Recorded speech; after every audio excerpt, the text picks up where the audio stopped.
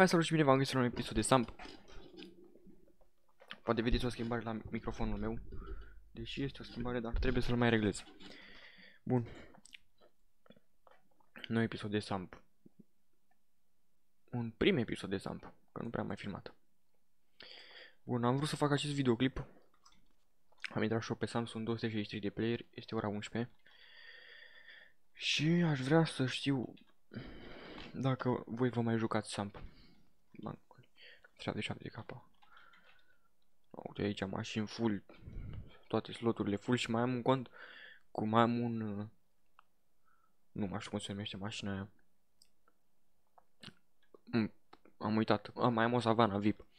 Bun, hai să vedem ce putem face. Am intrat așa mai mult de nostalgie, pentru că eu nu prea mă joc, se filmează. Da, filmează, super. Da, și vedeți că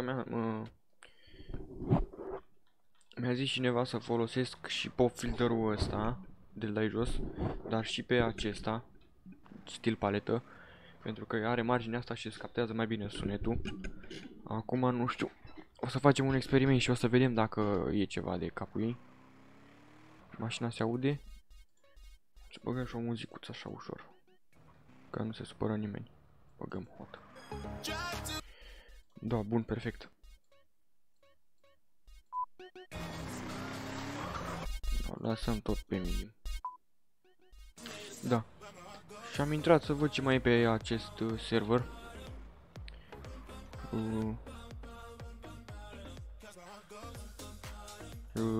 Hai să alimentăm prima dată. Și vom face task-urile de zi. Iar apoi ne vom duce la... să vedem dacă mai avem timp. Da. Și am zis, bă, hai să filmez un episod de Samp să văd dacă mai este jucat în 2023, în martie 2023, aproape martie, că mai sunt 2 zile, o zi, de fapt. Da. Văd că filmează și se aude destul de bine. Acum să vedem pe filmare cum să se audă. Nu e bine ce fac, ui. Că trebuie să se vadă asta. Hai că îl punem aici. Hă? Sau îl punem deasupra de mapă. Oh. E pe mijloc. Să-l punem aici. Nu, lasă-l acolo în margine. Sub speed. Să se vadă și kilometraj. Bun. Bun, hai cu alimentai. Cumpăr, plan, iercin, căutăm. Așa, bun, hai să vedem ce quest vreau. Nu slash press. Așa. S-a modernizat. Acum am văzut. Am luat ăsta. Am cules banii, am făcut eu așa. Dăm aici la daily. Merg pe stadionul din basketball din Las Venturas. Așa, bun. Hai să mergem. Dar noi ducem pe autostradă, o luăm pe aici pe Holiday. Deci dacă mă întrebați dacă mai știu mapa, nu vă faceți griji că am 1238 de ore. Și am mai avut un cont de 500 de ore, deci am multe ore jucate, știu mapa pe din afară. Și mergem la stadion. Știu unde este situat.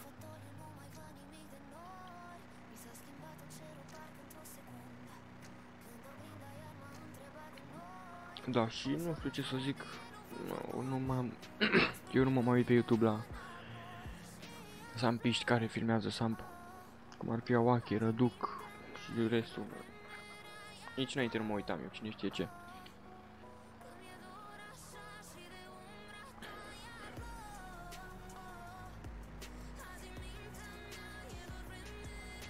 De așa și 65 de ca de materiale.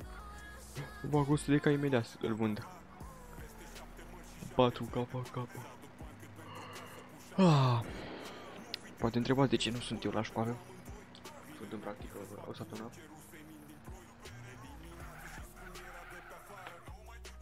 La practică nu prea.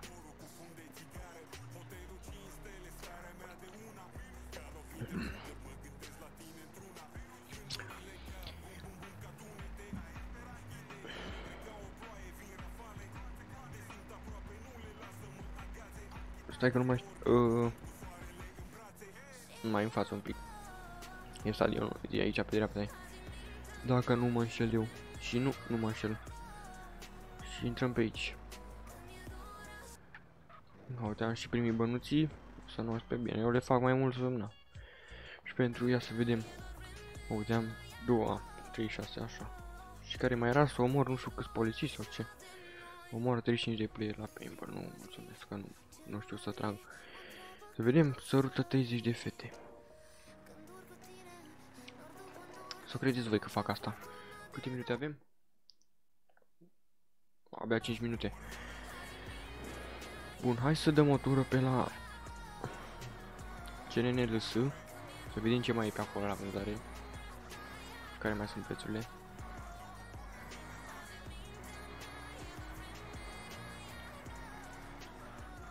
Cred că facem aici schema. Aici mereu îmi lua carnetul când făceam schema, dar acum nu e nimeni. Aici stăteau sub pod. Mă jucam și eu prin 2015, prin 2017, așa, 2018, rupeam în două Samp. Dar acum nu mă mai atrage, nu mă mai atrage, m-am plictisit de el pur și simplu, nu mai vreau să...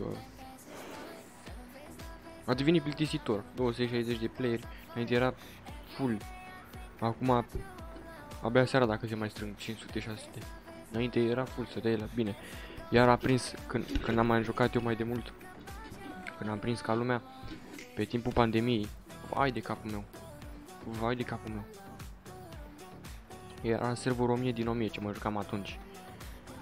Când a fost pandemia de toată lumea acasă, online, trebuia să te duci cu declarație la magazin. Complicat.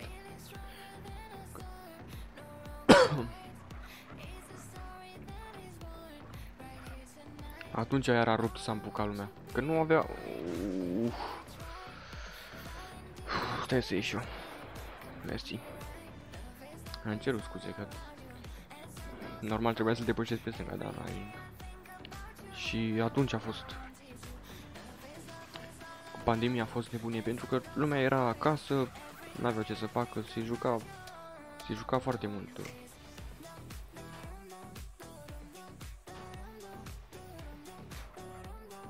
Și după a prins iar... A prins după... mă plic, după ce se dusese pandemia cât de cât și venise vara, bine, ieșeam cu mască în vară și ăștia.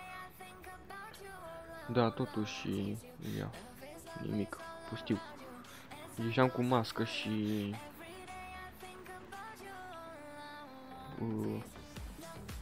unde să mergem noi, mă?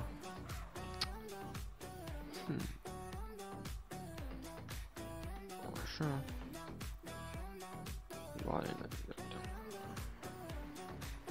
Da. Hai, ne mai plimbăm. Și ieșeam cu... hai să facem niște materiale, că bine. E că te cupic afară. Și ieșeam cu mască. Și... se terminase pandemia, ieșeam cu mască de aia, la ora 10 în casă, că nu mai aveai voie acasă, în afară. Dar bine, că stăteam după 10. Că nu zicea nimeni nimic. Că nu mă... Și după am avut un timp de mai jucat mult.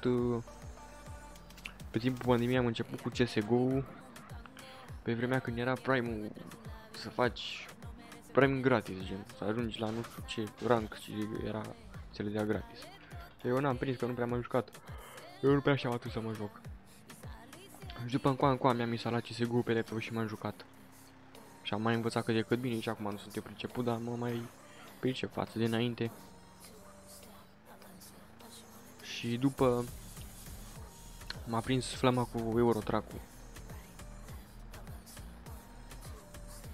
Noble e fostul meu clan. Bine, nu al meu, în care am fost. Am fost, dar nu mai sunt. Și cum să spun... mă prinsese ca lumea cu Eurotrack-ul. Mi-am instalat, am prins la ofertă Eurotrack-ul la 25 de lei. Bine, acum o să filmez și un episod de Eurotrack să văd ce și cum. N-am filmat niciodată un episod, decât live-uri am făcut cu el, așa. Și mă prinsese ca lumea flama. Și m-am jucat mult și bine m-am jucat. Mă jucam cu niște prieteni de-ai mei. Nu-i cunoașteți că nu am filmat niciodată cu ei. Acum nu se mai joacă niciunul pe calculator, mă rog. Nu mă mai joc așa de plictiseală, ce să mai fac. Și...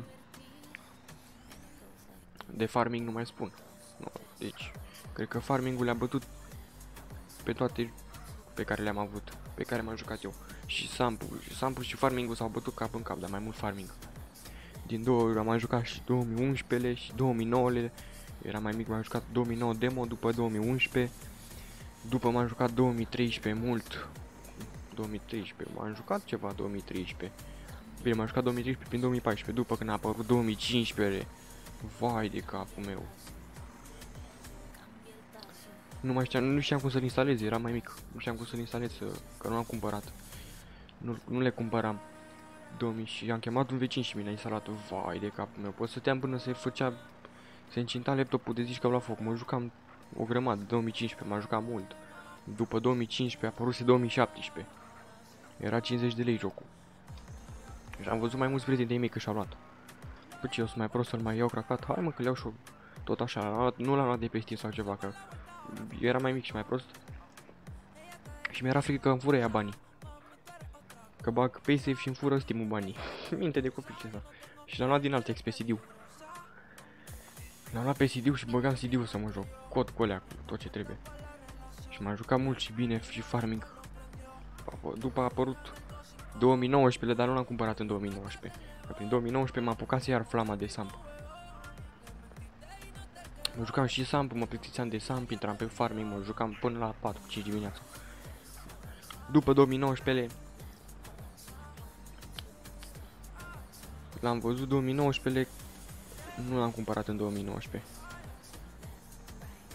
L-am cumpărat prin 2020. Când l-am cumpărat, mă? Nu știu dacă scrie pe Steam, să verific dacă scrie pe Steam. Când l-am cumpărat exact în librării. Last player, nu știu ce. Nu cred că scrie. Oricum, nu știu când l-am cumpărat. Dar nu de mult. Cred că prin februarie 2000. Nu. Cred că l-am cumpărat în... Ai trecuse. Mai aveau, să zicem că anunțaseră ăștia deja, băgaseră trailer de la Farming Simulator 2022 sau 2019, 2000, nu da, de la 2021 cred.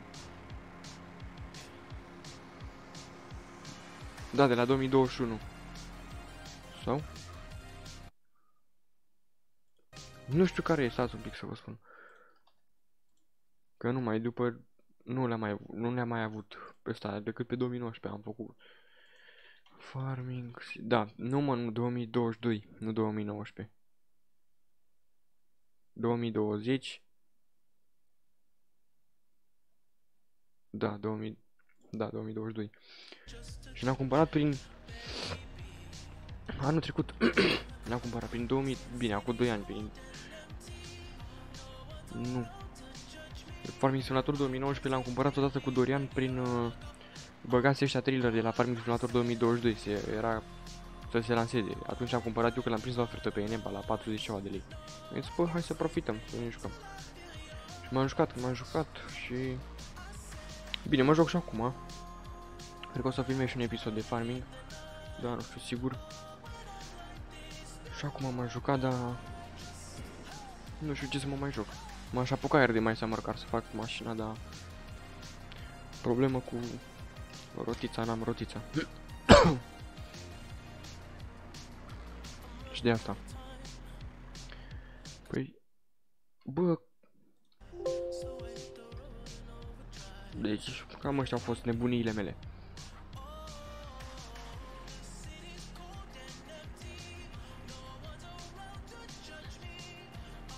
Deci chiar sunt curios dacă se mai joacă Samp în 2023, dacă strâng vreo vizionare.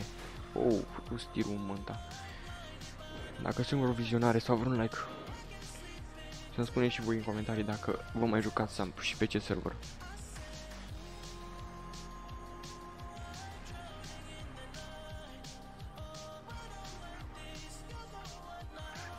Câte minute avem? 14 minute, băi, 15 minute. Cred că o să închei acest episod aici. Parcă și noi aici frumos. Da, fraților, dacă v-a plăcut acest videoclip, să apăsați butonașul de like. Ne vedem data viitoare, pa, pa!